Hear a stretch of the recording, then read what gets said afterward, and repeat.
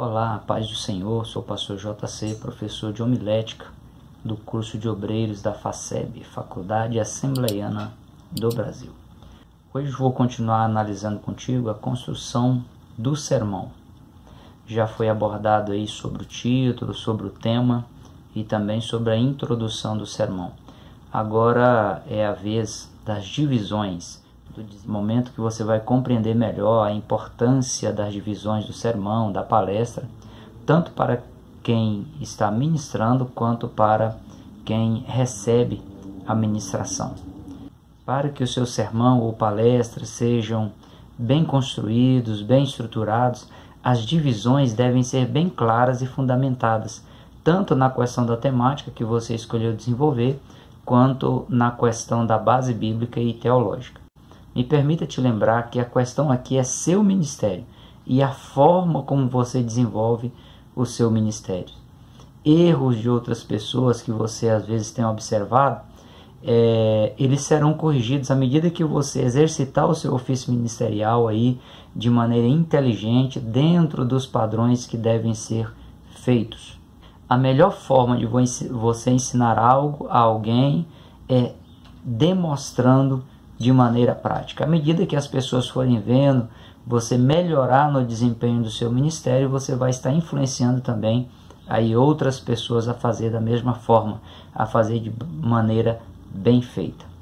Um dos princípios da hermenêutica, da arte de interpretação dos textos bíblicos, é que para que algo seja considerado fundamental na vida de alguém, para que seja considerado uma doutrina, é preciso ter no mínimo 3 citações bíblicas diretas. Então, muito cuidado com textos isolados, com fatos isolados, para que você não venha cair aí numa situação chegando a ser constrangedora para você. Eu faço essas observações, pois a estrutura, a divisão do sermão, precisa desse respaldo do contexto bíblico geral das Escrituras. Se você pegar ideias vagas, expressões indefinidas, ou então temáticas anêmicas do contexto bíblico geral, ou até mesmo você lança mão de alguma distorção teológica, o seu sermão vai ficar sem sentido e também sem autoridade para transformar os seus ouvintes. Além desse tipo de sermão, ele tem um potencial enorme de deixar o pregador aí desmoralizado diante do seu público. Para se chegar a uma conclusão feliz, o seu sermão precisa estar bem organizado, dividido aí corretamente. Quanto melhor for a organização da sua palestra, da sua ministração, melhor vai ser o seu próprio aprendizado, como também o aprendizado daqueles que estiverem aí propondo a te ouvir.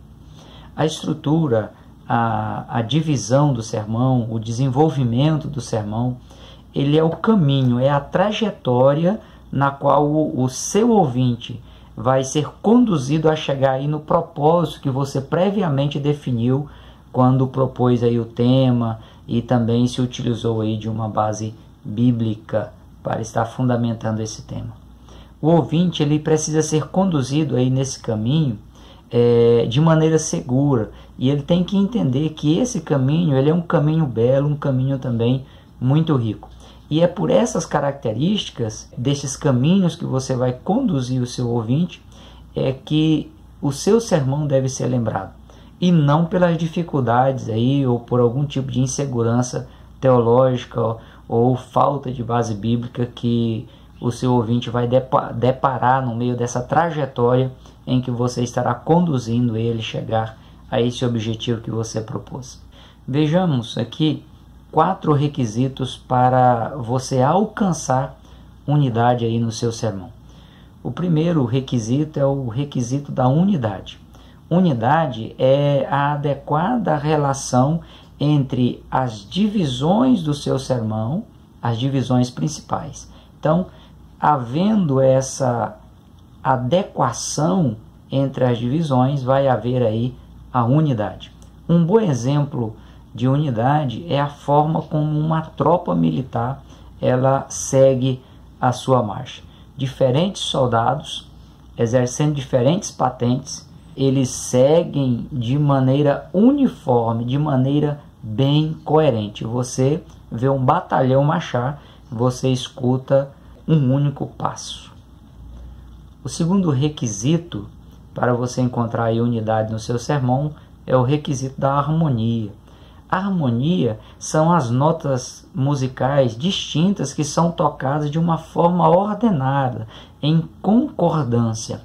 A harmonia, ela estabelece essa afinidade entre os pontos.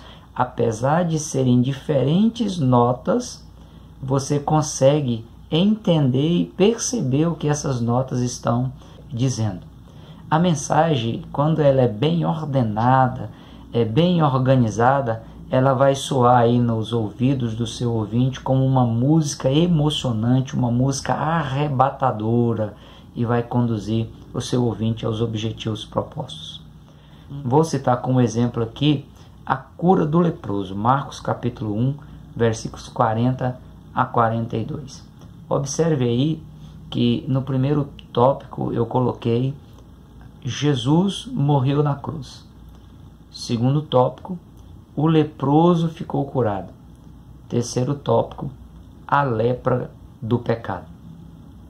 Todas essas verdades que foram colocadas aí nesses tópicos são verdades absolutas. Jesus morreu na cruz pelo pecador. E há um vasto contexto bíblico para você embasar essa questão, tanto na questão das profecias, quanto na questão do fato em si dele ter morrido na cruz. Mas não tem nada a ver com esse fato específico da cura do leproso. Então, se você observar esses três tópicos, essas três divisões, elas não estão em harmonia uma com a outra. Você pode discorrer separadamente sobre essas questões, mas não tem harmonia entre si nessa temática, a cura do leproso, em Marcos capítulo 1, versículos 40 a 42. Você pode olhar essa estrutura aí e dizer misericórdia, mas esse tipo de erro é mais frequente do que se imagina. A pessoa, ela propõe abordar uma temática e ela acaba divagando por outros caminhos, por outros assuntos, por outros temas, e acaba deixando o ouvinte aí perdido, sem ter condições de chegar a lugar nenhum. O pior é que muitas vezes o ministrante ele tem um esboço, mas ele se perde no decorrer desse esboço, ou seja, por nervosismo ou por falta de preparação. Há uma alegação que geralmente a gente ouve nessas questões e que pode até vir a ser uma justificativa razoável. Geralmente você ouve dizer: Deus está me orientando a falar sobre este outro assunto. Eu até preparei nesse tema, mas Deus me manda falar sobre outro assunto. Isso pode ocorrer? Com certeza pode ocorrer. Deus é o dono da obra, Ele conhece aí a necessidade da obra, bem como conhece o remédio e a dose do remédio que o seu ouvinte está precisando tomar. No entanto, é preciso ressaltar, nessa preparação para você exercer o seu ofício de evangelista, de ministério, de pregador da palavra de Deus, é preciso ressaltar que o mesmo Deus que usa o pregador no momento da ministração é o mesmo Deus que orienta o pregador no momento de ele elaborar o seu sermão. Deus é onisciente e previamente ele conhece a situação de quem vai te ouvir, ele conhece a necessidade da igreja que você vai ministrar sobre ela, mesmo que no meio de uma multidão de pessoas, Deus se permita a falar a uma única pessoa que estiver no meio dessa multidão de pessoas. Aí você pode pensar: e as outras pessoas perderam tempo em ir na reunião? Será que elas perdem o seu tempo? É lógico que não, pois a palavra de Deus ela nunca volta vazia sem antes fazer ou cumprir o propósito para o qual ela foi aí enviada.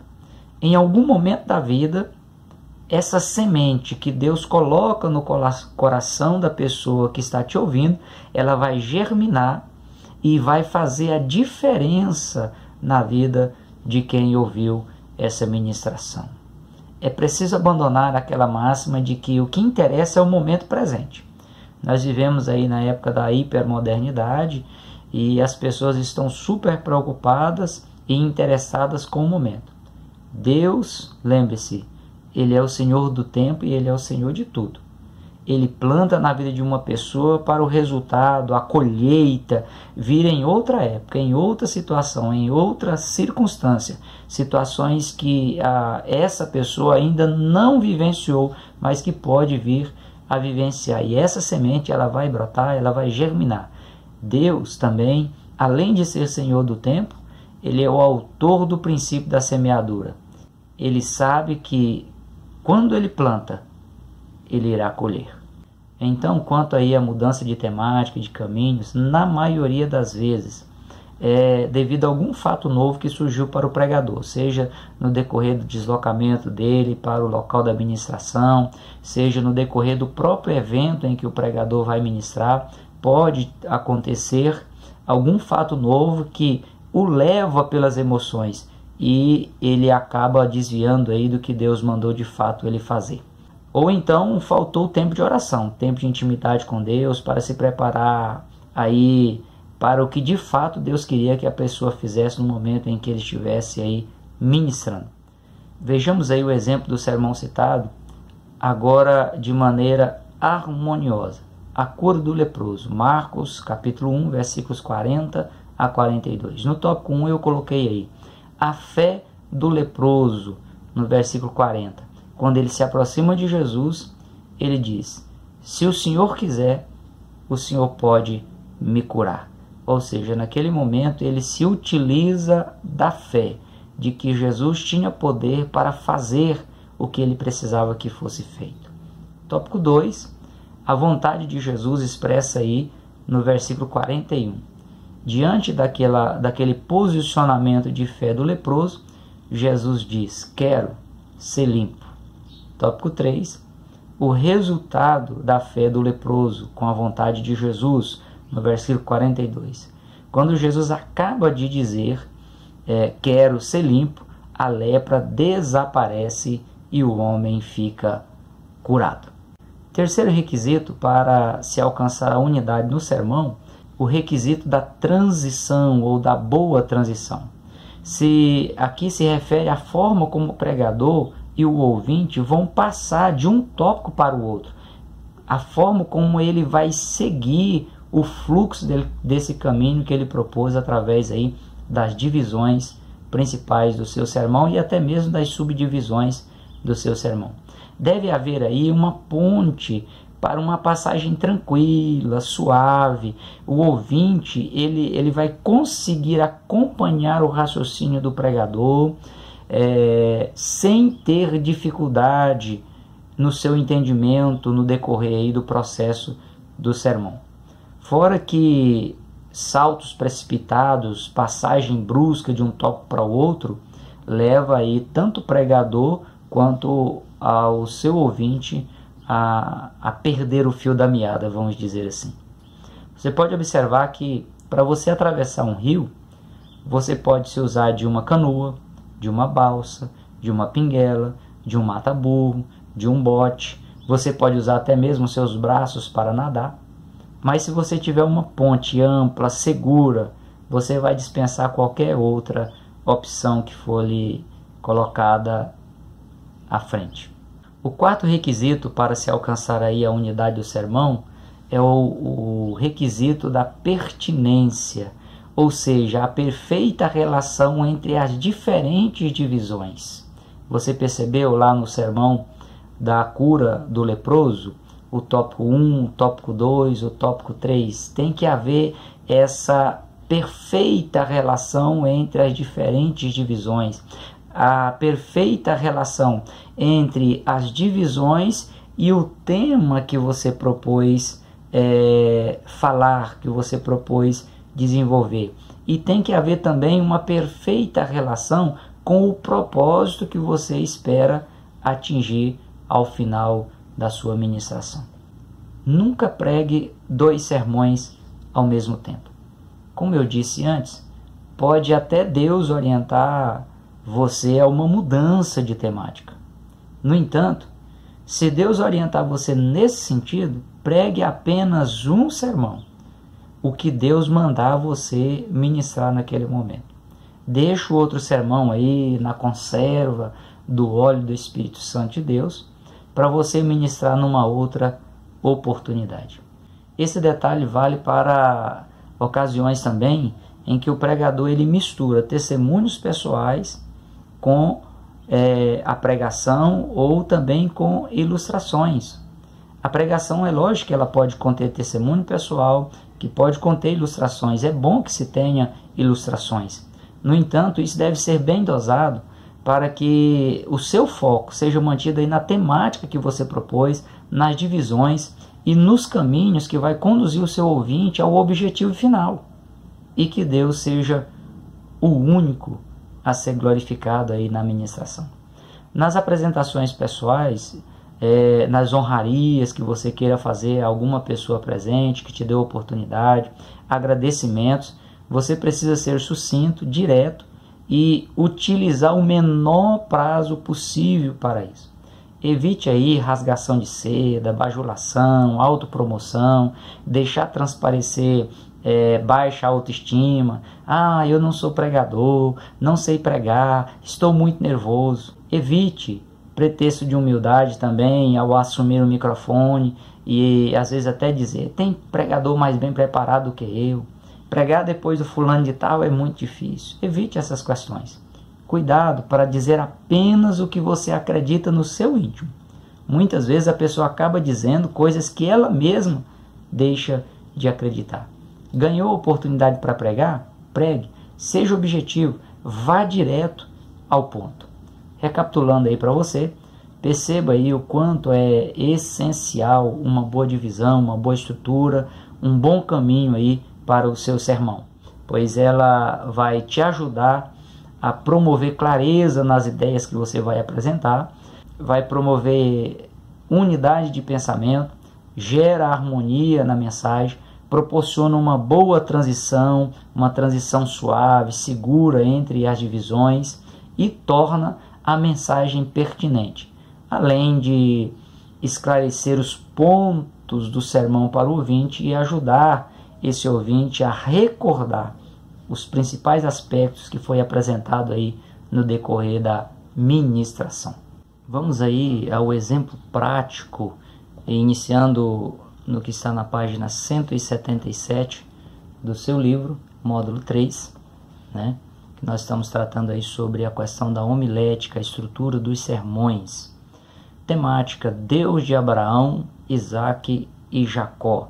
1 Reis, capítulo 18, versículo 36. Na introdução você pode dizer que, mesmo Deus sendo imutável e eterno, para cada pessoa ele se revela de uma maneira diferente. Aí você já vai provocar no seu ouvinte o interesse de saber como é que Deus se revela para Abraão, Isaque e Jacó. Tópico 1, Deus de Abraão. Aí você pode fazer aquela pergunta básica que eu disse para vocês antes, né? Como Deus se revelou a Abraão? No contexto bíblico, você vai mostrar para o seu ouvinte que Deus se revelou a Abraão como sendo o Deus da provisão. Tópico 2, Deus de Isaque. Novamente, como Deus se revelou a Isaque? O contexto bíblico vai te responder que Deus se revelou a Isaque como sendo aí o Deus da promessa. Tópico 3, Deus de Jacó. Como Deus se revelou a Jacó? Deus se revelou a Jacó como sendo o Deus da transformação. Na sua conclusão, na sua palavra final, você pode responder ao seu ouvinte a pergunta: como Deus pode se revelar ao seu ouvinte nos diferentes momentos da vida, nas diferentes dificuldades ou circunstâncias que ele estiver convivendo. O segundo exemplo de sermão que eu vou colocar para você na aula de hoje, aí da estrutura dos sermões, está na página 178, o lugar chamado Calvário, Evangelho de João, capítulo 19, versículo 17 e 18. Na introdução você pode mostrar para o seu ouvinte que o Calvário ele é um local indesejado. O próprio Jesus não desejou passar por ele. Momento antes ele mesmo orou dizendo: Pai, se possível, passa de mim este cálice, todavia não faça minha vontade, mas a tua. Ou seja, a pecaminosidade humana fez com que o Calvário fosse inevitável na vida de Jesus. Então essa pecaminosidade humana diante de Deus foi que levou Jesus ao Calvário. Tópico 1. O Calvário é um lugar de crucificação. Por quê? Porque o pecado é o pior delito contra a própria pessoa e contra Deus. Toda vez que a pessoa peca, ela se auto-prejudica. Pode até imaginar que está tendo algum tipo de benefício momentâneo, mas as consequências do pecado ela é trágica na vida da pessoa. E o pecado também afronta aí a santidade de Deus. Tópico 2. Lugar de separação. Separação de quê? Separação da família, separação dos amigos e o local onde cada um deve levar a sua própria cruz. Jesus lá no Calvário, ele ficou separado da família, separado dos amigos e ele levou a sua própria cruz. Mesmo porque o contexto bíblico também diz que aquele que, se houver necessidade, não abandonar pai, mãe, família, amigos, por amor dele, não é digno dele. A cada dia, o ouvinte, a cada dia, o ser humano, ele precisa tomar a sua cruz e seguir. Ou seja, ele precisa se ver crucificado na cruz de Cristo, aí simbolizado pela cruz lá no Calvário, onde Jesus passou. Tópico 3. É um lugar de exaltação. Exaltação com qual objetivo? Ao se submeter à cruz, Jesus foi altamente exaltado por Deus. Recebeu um nome acima de todo nome, e diante do qual todo joelho se dobrará. E o ouvinte, se ele se submeter à cruz de Cristo, passando aí simbolicamente por este lugar chamado Calvário, Deus também o exaltará à posição de filho, de herdeiro, e o glorificará e o exaltará de maneira gloriosa. Na sua palavra final, você pode contextualizar diante disso o que é que a pessoa precisa fazer. É o que está lá no Evangelho de João, capítulo 3, versículo 16, e em Gálatas, capítulo 2, versículos 19 e 20. Seja direto, seja preciso nas suas colocações. Fale diretamente à pessoa, mesmo ela estando no meio de uma multidão. Esses termos que é utilizado com frequência, pode ter alguém, com certeza vai ter alguém que Deus levou ali através da ação do Espírito Santo para ouvir aquela palavra.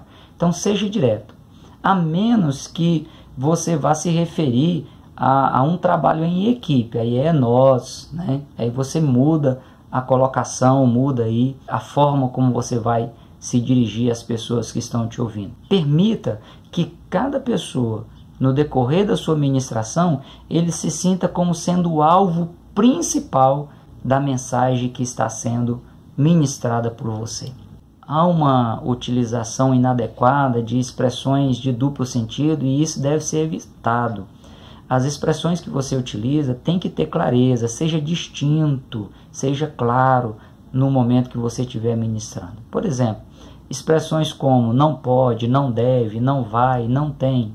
Então, use expressões que leve a pessoa a um entendimento claro no que você está falando. Por exemplo, uma criança que ouve você dizer não pode, ela vai te perguntar não ou pode. Evite também expressões como eu sou apaixonado por Jesus, porque a paixão, dentro de um contexto psicológico, ele pode ser um sentimento doentio, que leva a pessoa a ter um sentimento de posse, ou seja, eu sou apaixonado por Jesus, ele tem que fazer o que eu quero, ele tem que cumprir os meus caprichos, é como se Jesus fosse uma propriedade particular de quem está dizendo que é apaixonado por ele. A paixão, ela dura no máximo 3 ou 4 anos, na mesma intensidade com que a pessoa ama, ela passa a odiar. motive aí o amor ágape, esse amor incondicional, independente da situação que a pessoa estiver passando, ela deva amar a Jesus sobre todas as coisas. Evite termo também como eu gostaria de cumprimentar a igreja. Olha, se você está com oportunidade, então cumprimente. Eu gostaria de dizer, se você está com oportunidade, você está ministrando, então diga o que precisa ser dito, ok? São algumas dicas interessantes que eu estou passando para você, para que você possa aí desenvolver melhor o que você está propondo fazer. Seja convicto do que Deus mandou você fazer. Expressões aí também como talvez, quem sabe, não te conheço, porventura tem alguém aqui. Ora, você pode não conhecer, mas Deus conhece. Então diga, você que está aqui, você que está enfermo, você que está atribulado, você que está desanimado, você que está clamando por misericórdia, estimule o seu ouvinte a exercitar a fé, exercitando a sua fé. Quando você usa esses termos, você está jogando o anzol para pescar alguma coisa. E se você tem convicção do que Deus está mandando você fazer, então você é direto. Você não vem com talvez, com quem sabe. Vou deixar para você aqui uma super dica da semana de Rinaldo Polito. Ele diz o seguinte: fale com envolvimento, fale com energia, fale com emoção. Lembre-se de que para ter credibilidade é preciso que haja coerência no que você está falando. Fale com emoção, mas na medida certa. Só fale com emoção se o seu ouvinte já estiver disposto, já estiver preparado a ouvir você falar com emoção. Deus abençoe a sua vida, continue firme aí neste curso. Eu tenho certeza que Deus tem muito a realizar na sua vida, por sua vida e através da sua vida, alcançando outras pessoas.